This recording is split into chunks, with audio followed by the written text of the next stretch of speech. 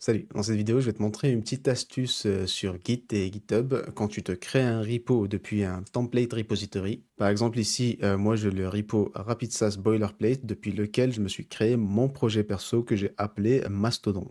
Et ce qui se passe, c'est que je mets à jour très régulièrement le boilerplate RapidSas et des fois, j'ai envie de récupérer ces modifications-là dans mon projet perso à moi. Donc, je vais te montrer comment tu peux faire ça très facilement. Ce qu'il faut que tu fasses, c'est aller sur l'onglet Git de ton IDE et tu vas voir toutes les branches en remote qui sont disponibles. Et là, ce que tu vois, c'est que j'ai deux types de remote. J'ai les origines qui sont les branches liées à mon repository à moi, donc à Mastodon, et j'ai les templates. Ça, c'est quelque chose que j'ai rajouté.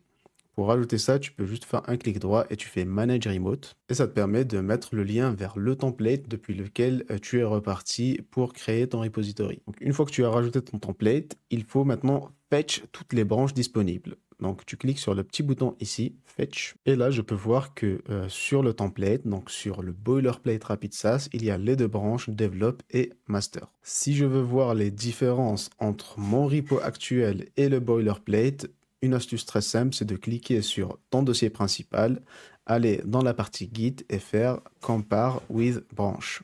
Et là, tu choisis la branche de ton template, par exemple master. Ici, je vais prendre un exemple bidon, mais ma version actuelle, par exemple, de cette méthode-là, c'est une classe méthode. Et si je veux reprendre la version du template, j'ai juste à cliquer sur le bouton ici et il me ramène la modification. Des fois, tu as carrément des fichiers entiers qui sont dispo sur le template et que tu veux récupérer. Pareil, tu fais un clic droit et tu fais Get.